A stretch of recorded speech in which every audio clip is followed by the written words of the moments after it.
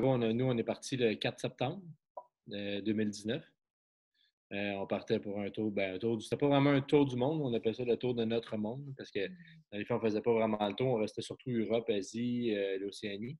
OK. Puis après ça, c'est ça, après ça, en février, quand ça a commencé, tout ça, nous, on était en Thaïlande. Est-ce que tu Ouais. veux Oui, je peux, parler un peu? allez-y.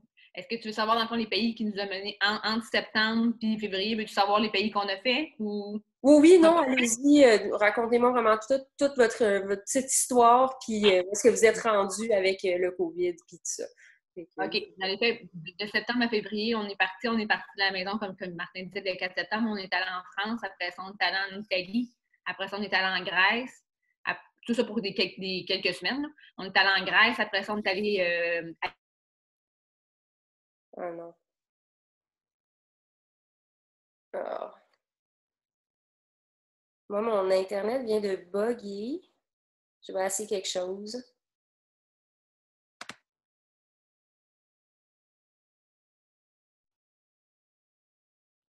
Est-ce que vous êtes là? Oui. Ah Ouais. non. Excuse-moi, là, mon Internet n'est pas fort, fait que je vais essayer de connecter comme ça. Ça devrait faire. OK, il devrait pas avoir de problème. Excuse-moi, tu peux continuer. Fait que l'Italie, ainsi de suite, en Europe. l'Italie, la Grèce, après ça, on est allé à l'île Maurice. Là, à l'île Maurice, on était rendu mi-novembre, début décembre, puis après ça, on est allé en Nouvelle-Zélande. On a passé 6 semaines en Nouvelle-Zélande en VR, fait que ça a été différent, ça. On a loué un VR, puis on a passé, dans le fond, 6 semaines en VR. Avec les enfants, bien entendu, on a 2 enfants, un petit garçon de 8 ans et une petite fille de 11 ans. Ils viennent de passer 8 et 11, là, mais quand on est parti, il y avait 7 et 10. Nouvelle-Zélande, après ça, on est allé en Australie, après ça, on est allé en Thaïlande, puis après ça, on est allé au Vietnam. Donc, en février, on était en Thaïlande. Ouais. Début mars, on est arrivé au Vietnam. Fait que le COVID a commencé dans ces années, on était entre la Thaïlande et le Vietnam, en effet. Ouais. On voulait aller rejoindre ton père, justement. Ça n'a pas donné dans nos dates avec notre itinéraire, mais au début, c'était ça un peu le but. J'allais te faire un petit coucou. Ouais, faire un petit coucou au passage. Ah, cool. En gros, dans les faits, en février, quand on était en Thaïlande, la Chine commençait. En fait, la Thaïlande puis le Vietnam avaient déjà un peu fermé la frontière des Chinois, là. Et, ça paraissait, là, en Thaïlande, il y avait vraiment beaucoup moins de monde, Moins là, de monde, vu que les Chinois sont quasiment 80 de leurs touristes. Ça paraissait dans les rues, là, c'était plus tranquille. Ça commençait. En fait, on commençait à le sentir en Thaïlande que ça commençait plus tranquille. Il y avait un côté de bien à ça, il y avait moins de monde. Parce que sinon, c'était plus agréable, mettons, à visiter comme place. Puis après ça, mais on est traversé pour le 1er le 1er avril. mars. 1er mars? Ouais. Le 1er mars, oui. Le 1er mars, on est arrivé au Vietnam. Puis là, ça commençait vraiment. Puis là, les Chinois, ils n'avaient pas le droit de. Les Européens, puis la Russie venaient. Les autres, ils pouvaient venir. Mais là, il n'y avait vraiment pas grand monde. Toutes les activités, c'était super tranquille. Non seulement c'était tranquille, puis le Vietnam, on était là 2 semaines à le visiter comme tel, là. Après ça, on était des 2 semaines, de la mi-mars jusqu'à la fin mars, on était plus en isolement. Mais les 2 semaines qu'on a visité le Vietnam, on l'a vraiment senti comme, tu sais, quand tu sens que tu te fais pousser dans le cul, c'est-à-dire qu'on a fait toutes les destinations qu'on voulait faire, mais on partait de là, puis genre 48 heures après, ils fermaient la région. Tu sais, on est allé faire une croisière dans la baie d'Alan, par exemple, puis 24 heures après, ils fermaient toutes les croisières. Fait que, tu sais, on a vraiment été poussés dans le derrière, dans le bon sens du terme. On a réussi à tout voir ce qu'on voulait voir, mais tout ce qu'on voyait, une fois qu'on l'avait vu, clic, fermait. Ça fermait. Fait que vraiment, ça se fermait comme derrière nous, là, au fur et à mesure où on passait dedans, là, tu sais. Ouais. Vous avez fait la fermeture des choses, finalement. Oui, Ouais. exact. Le Vietnam, on l'a vraiment vécu comme ça. Puis dans les itinéraires qu'on a fait du Vietnam, on est revenu comme 3 fois à Hanoï sur une période de comme 10 jours. Puis on a vécu aussi ça. Ça reste une grande ville du Vietnam, Hanoï. Puis ces 10 jours-là qu'on est revenu par 3 coups à travers nos excursions, on l'a vraiment vécu à quel point que de jour en jour, à quel point la place se vidait, là. Vraiment, vraiment. Ouais. De moins en moins de monde, tu sais. Donc, ça a été ça le Vietnam. Après ça, de la mi-mars jusqu'à la fin mars, on s'est comme loué une place dans un hôtel où est-ce qu'on était plus en isolement en se disant, ben, on avait bon espoir que ça pouvait. Ouais, ça, en fait. Mais juste pour finir un petit peu avec Hanoï et les autres places, le désagrément que ça avait, autant qu'il y avait certains endroits comme la baie d'Alang, c'est super le fun qu'il y ait personne. On était vraiment tranquille. D'habitude, c'est plein de bateaux. Autant Sapa aussi, c'était tranquille. Ça a été bien, sauf qu'il y avait beaucoup de restaurants fermés. Les procédures commençaient à se mettre en place. À Sapa, justement, là, de se faire dire si tu n'as pas de masque, tu ne rentres pas dans le magasin. Tu voyais que ça commençait. Nous, on n'emportait pas de masque à ce moment-là. Oh. C'est ça qu'on commençait à le sentir. Ouais. Pour après ça, descendre au sud. Il y a eu, avant le sud, il y a eu Oyane. Ouais. Que là aussi, c'était super intéressant. Vu que c'est une grosse place à visiter, il y avait quasiment personne. Ça a été bien, Oyane, parce qu'il y avait juste comme assez de monde. Pour après, là, vraiment rendu à la fin mars, que là, ça commençait à se dire là, que là, ils fermaient le Vietnam, puis qu'ils commençaient vraiment à isoler. Puis là, c'est là qu'on on était à Phuoc, sur l'île de Phuoc. Beaucoup de monde nous disait que c'était risqué, parce que s'ils fermaient l'île, on était pris sur l'île en quarantaine. Mais on dirait pas qu'on y croyait pas, mais on se dit, ça va bien aller. Ça va bien aller, ça va finir par passer. C'est pas vrai qu'ils vont vraiment fermer, ça n'a pas de bon sens, tu sais. Pour que finalement, rendu comme là, après ça, à Phuoc, on s'est loué comme un hôtel parce qu'on était plus isolés. Puis là, de voir de jour en jour, l'hôtel se vidait, il restait quasiment plus personne. On a bien enregistré que dans les ça faudrait changer de place. Ça passerait pas. Là. Il fallait se trouver un autre endroit avant de rester pris là. Il fallait se trouver un autre. Il parlait de vraiment fermer les frontières et tout ça. Fait que, notre souhait, c'était de ne pas rester. En théorie, notre voyage devait se poursuivre jusqu'au 1er août. Ce qu'on avait prévu après, pour te donner une petite idée, pour ce qu'on avait prévu en théorie après le Vietnam, on était censé quitter le Vietnam à la fin mars de toute manière. Après ça, on s'enlignait pour retourner en Europe, peut-être faire un arrêt, peut-être au Maroc ou quoi que ce soit, mais sinon, on finissait notre voyage, dans le fond, en Europe, quoi on allait faire, dans le fond, l'Irlande, l'Angleterre. On voulait aller faire le Portugal, l'Espagne, tout ça. On suivait un petit peu la température. On était censé revenir en Europe. Là, quand on voyait bien que ça se fermait et que ça s'enlignait pour être fermé pour les prochaines semaines, on était au Vietnam, on se disait, est-ce qu'on veut vraiment être pris ici au Vietnam ou si être pris à quelque part, on aimerait pas mieux être pris en Europe? Oui, ça. Mais en fait, on n'y croyait pas, mais on recevait tous les courriels du gouvernement aussi qui disaient de revenir. Nos proches, ils disaient de revenir. Puis on avait vécu l'Australie avant avec l'histoire des feux dans le temps des fêtes, que ça avait tellement pris de l'ampleur, tout le monde disait de ne pas y aller, puis on y était, puis c'est comme... pas si pire. Le monde panique. De loin, même d'ici, de voir ce qui se passe au Québec, c'est vraiment différent l'approche quand tu n'es pas dans le pays. Fait que pendant qu'on était au Vietnam, ça, on se posait la question, justement, les 2 dernières semaines, on reste là. Puis c'est vraiment le dernier, comme que Mireille vient de dire, à savoir si mettons, ça ferme pour vrai, on est prête à vivre, on ne sait pas combien de temps, 2 semaines, 1 mois, 2 mois au Vietnam. Puis là, surtout ce qu'on était, ça ne nous intéressait pas. Puis on a décidé de partir le 29, le 30. Le 30 mars. Ouais, le 30 mars, on a décidé de partir. On a trouvé un avion qui partait du Vietnam. Sauf que finalement, on a regardé tout le monde. On s'est dit où est-ce qu'on veut aller. Après ça, ça risque d'être notre dernière place. On a décidé de choisir l'Irlande. C'était une île un peu à part. Dans ce moment-là, il n'y avait pas beaucoup de cas non plus. Puis on avait de l'air à pouvoir se rendre. On a trouvé un avion qui partait du Vietnam qui passait par Moscou. Ouais. Puis de Moscou, Londres, puis on se rendait. Puis finalement, mais le matin même, quand on est arrivé pour embarquer dans l'avion, la veille, Moscou a décidé qu'il ne rentrerait plus aucun autre citoyen qu'à part les leurs. Même pour transiter, on ne pouvait pas passer là juste pour faire une escale. Ils ne prenaient plus de citoyens canadiens. Ouais. Fait que là, le billet a été cancellé sur souvenez, c'est quoi? C'était 6 000. 6 000 ouais, fait que tu sais, ça a grugé notre budget de voyage, parce que notre voyage, notre tour du monde, on avait un budget mensuel. Fait que là, 6 000 d'un poubelle, on risque de se faire rembourser, mais ça risque d'être compliqué. Il dit jusqu'à 6 mois peut-être. Et puis là, on s'est retrouvés devant le fait de dire, OK, on veut y aller en Irlande, il faut sortir d'ici. Puis maintenant, on est à l'aéroport, il y a genre 3 vols par jour, 4 vols par jour à travers le monde à peu près, là, où est-ce qu'on était à Phuoc à ce moment-là. Fait que là, on s'est mis à magasiner. En fait, on a pris un hôtel qui était juste en face, qui accueillait quand même des touristes. Ouais. Puis toute la rumeur, c'était qu'à partir du 1er avril, on n'aurait plus pu sortir du pays. T'sais. Fait que pas une panique, c'est une belle panique. On a bien géré ça, les enfants aussi, là, mais de dire, OK, mais l'inquiétude, le souci. L'inquiétude, ouais. On veut vraiment sortir du Vietnam. Notre idée était faite, on voulait sortir de là. Puis le lendemain matin, le 31, on a vu un vol, mais qui passait par l'Arabie Saoudite. Ouais. Là, encore là, c'était plus la question. Il ne faut pas rester près en Arabie non plus. On veut être encore moins en Arabie qu'au Vietnam. Ouais. Puis finalement, on est arrivé au comptoir. Puis, est-ce qu'on ne peut pas acheter des billets en ligne? Non.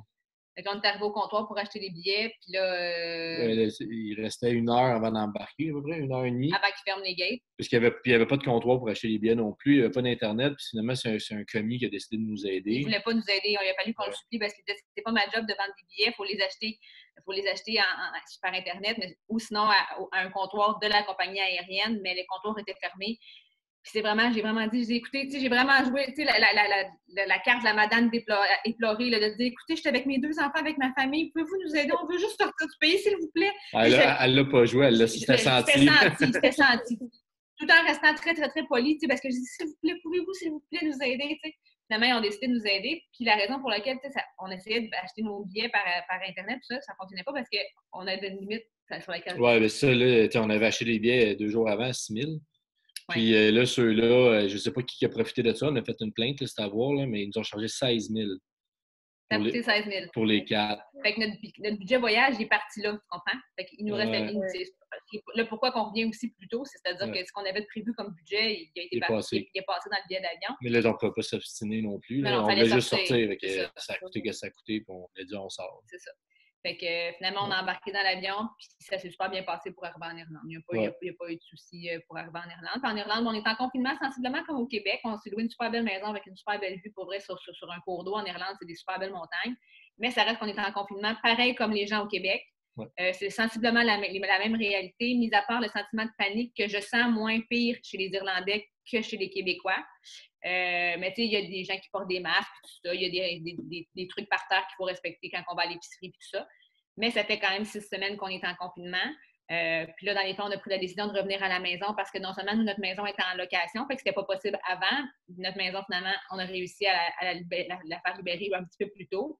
Puis c'est la réalité aussi qu'ici, la maison qu'on loue nous coûte cher, tandis que là, notre maison au Québec, elle est libre. Puis dans les faits, notre budget voyage, il est passé. Il est dépassé. Puis en même temps, on est pris ici, on voyage pas, on n'explore pas, on voyage même pas l'Irlande. En fait, c'est surtout ça la question qu'on s'est posée. Parce qu'au début, c'était supposé de déconfiner le 8 mai, ici, en Irlande. Okay. Puis finalement, ça ne s'est pas fait aussi. Ça a repoussé jusqu'au 18. Puis un peu comme le Québec, dépendant des cas, ils repoussent. Fait que, on s'est posé la question, en plus que le budget, mais à la limite, je pense que l'Irlande, on aurait aimé ça la visiter s'il y avait tout ouvert. Ouais. Finalement, mais là, ça ne rouvre pas. Puis en plus, mais c'est de se dire les endroits qui est le fun à visiter, les pubs, les restaurants, ces choses-là. Mais ça n'ouvrira pas, je pense, dans les prochaines semaines. Puis si jamais ça rouvre dans le prochain mois, ça va être vraiment différent. Là. On va pouvoir dire qu'on va avoir passé 7 semaines en Irlande sans prendre aucune bière dans un pub irlandais. Non, mais c'est quand même particulier. À quelque part, c'est de l'isolement. Là, on est bien, la famille va bien, on est bien, on a un beau terrassement, on peut aller prendre l'air, on va prendre des marches, tout ça, mais comme au Québec. Sauf que là, on va réintégrer notre maison. Puis dans les faits, c'est correct. Notre maison, ça fait comme 1 an, 10 mois qu'on n'est plus dedans. Là, on va avoir le temps, dans le fond, de la réintégrer tranquillement, pas vite, puis de replacer nos meubles et nos affaires. Là. Fait que, c'est sûr que c'est... Mais il a fallu faire un deuil, excuse-moi, il a fallu faire un deuil à un moment donné de se dire, OK, ben là, le voyage, même si on était censé faire jusqu'au mois d'août, ben là, ça va s'arrêter pour le moment, dans ce contexte-ci, il faut que ça s'arrête maintenant. Non, c'est ça. En fait, c'est triste. Il y a un sens de triste, mais en même temps, ce serait égoïste de dire que c'est triste. On est dans une super belle position. C'est triste pour tout le monde. Il y en a qui ont le job et tout. Fait que, on ne peut pas qualifier de triste d'un voyage pour. Je comprends parce que moi aussi, je l'ai vécu mon deuil quand j'ai dû partir. Je suis partie de la Chine et ils ont tout fermé. Je savais que je ne pouvais pas retourner à mon travail. J'avais mon appartement. J'avais quasiment tout laissé en Chine. Fait que ça a été comme un très, très gros deuil. Fait que je vous comprends dans ce sens-là. On est chanceux parce que Mais Mais le deuil, c'est quand même fait passer assez rapidement parce qu'à la base, on était censé, ce qu'il faut comprendre, c'est qu'on est parti en 2019, mais à la base, on était censé partir en 2020. Donc, finalement, sur un coup de tête, on a décidé de partir en 2019. Puis là, on est super reconnaissant d'être parti en 2019 parce qu'en 2020, on ne serait jamais parti finalement. Fait que, dans les faits, c'est une petite péperne, mais dans les faits, on est super reconnaissant d'avoir pu vivre ça dans la dernière année parce que l'année prochaine, ça ne pourrait pas se faire. C'est ça, c'est que dans notre situation, avec 2 enfants à l'âge qu'on a, on a été chanceux parce qu'on a vendu l'entreprise, on a pu prendre une pause d'1 an sur la vie, mais c'est pas avec c'est pas à chaque année qu'on pourrait faire ça non plus. Non. C'est pour ça qu'on l'apprécie comme ça l'est. Puis ce confinement-là, mais il nous amène à réfléchir différemment aussi, puis ça nous amène ailleurs. C'est bien correct. Ouais. Fait que vous avez pu trouver un vol pour revenir bientôt ou ça va vraiment aller après le COVID? Non, ça va être vraiment bientôt. En fait, encore là, on recevait des courriels du consulat canadien ici en Irlande, puis qui disaient que Air Canada, ils font des rescues, dans le fond, officiels. Ils gardent des vols, dans le fond, officiels jusqu'à la fin du mois de mai. après ça, ils ne peuvent plus rien promettre. Les vols vont vraiment tomber selon l'aspect touristique. Là, apparemment qu'à partir du 1er juin, il va y avoir encore vraiment beaucoup moins d'avions dans le ciel. C'est ça qui nous a poussé aussi un peu à pousser avec nos locataires pour venir avant, parce qu'on ne voulait pas non plus rester coincés ici, puis ça nous coûte une fortune. C'est ça qui nous a poussé à partir, puis on s'est dit, mais surtout, ça, une année, on a réalisé, on a fait comme, on reviendra en Irlande. C'est parti remise. On reviendra l'année prochaine. C'est sûr que ce ne sera pas en tour du monde, ce sera juste ici, puis on fera des pays comme qu'on voyageait avant. Mais... Wow. C'est ça. Mais c'est sûr que le voyage, nous, dans le fond, on réintègre notre vie, c'est-à-dire qu'on va recommencer à travailler, les enfants vont réintégrer l'école avec la situation actuelle en septembre. Mais on ne repartira pas en tour du monde. Pour nous, c'était cette année. Ça s'est fini plus tôt que prévu, mais ça fait partie de la vie. Mais on reviendra en vacances, justement, différemment. Wow, incroyable. Puis, vu que vous avez des enfants, est-ce que vous avez des recommandations à dire pour d'autres parents à mettre des petits trucs, tips pour d'autres parents qui voudraient voyager avec leurs enfants et qui ne savent pas trop comment faire? Oui. Moi, j'en ai un. Vas-y. Commencez dès le tout jeune âge à sortir vos enfants, à les habituer à dormir n'importe où, à les apporter avec vous, à dormir n'importe où, pas juste les apporter. Il faut qu'ils dorment aussi n'importe où. Faites-les marcher. Faites-les marcher, puis justement, nous, j'étais enceinte, on voyageait, pas des voyages sac à dos, mais on a toujours voyagé, même enceinte, même avec 2 jeunes enfants. Puis, on faisait faire les siestes pareilles. Puis, ça ne nous a jamais empêché de sortir. Fait que c'est vraiment ça qui a fait en sorte ça a été un facilitant. On ne serait pas parti avec des enfants avec lesquels c'est compliqué ou que c'est pas le fun. Mais ça a toujours été le fun de voyager avec les enfants. On a des enfants le fun. Mais aussi, puis je pense que ça prend une chose que ça prend, c'est de la patience. Surtout les premiers mois, le temps qu'on s'acclimate à être toujours ensemble 24 heures sur 24. Ouais. On s'en rend pas compte, mais nos enfants, chez vous, tu donnes une consigne le matin, l'après-midi, ils s'en vont à l'école, le soir, tu en redonnes un autre, tu n'as pas l'impression de répéter, mais être à temps plein, ça a été vraiment ça. Il me semble que ça fait 3 fois, je le dis aujourd'hui, cette consigne-là, de ne pas chialer, de rester positif ou d'avancer ou peu importe. Ça a été ça un petit peu au début de s'adapter, puis avoir de la patience, puis marcher, puis même quand ça reste comme dans la vie, là, si l'enfant mais ça ne me tente pas, ben, ça te tente pareil.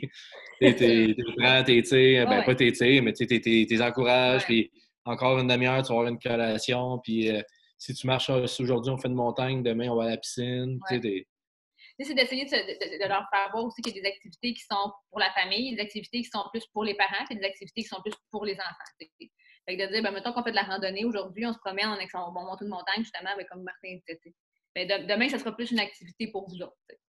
Mais comme je dis, ça reste qu'on avait des bons candidats, des bons enfants pour faire ça, là, clairement. Ils sont très faciles. Puis, on n'a pas des enfants, qui font des crises ou quoi que ce soit. Fait on n'a pas à gérer des troubles de comportement. On ne serait pas parti sinon. Là. Ouais. Puis aussi, mais une affaire importante, ça c'était notre réalité à nous, on a décidé de faire plus l'école de la vie. C'est-à-dire qu'on ne faisait pas de 3... Souvent, on avait lu des blogs avant de partir, puis 3 heures d'école par jour, puis on a laissé tomber ça. Ça a été vraiment plus faire du français en marchant, faire des maths aussi en randonnée. On a parlé, ils sont avec nous en tant qu'adultes, puis on a parlé avec eux comme adultes sur tous les sujets. On a traversé, pour l'âge qu'ils ont, on a traversé des sujets qui auraient peut-être juste parlé à 14-15 ans, que ce soit de la sexualité, des drogues, des ethnies, vraiment tout.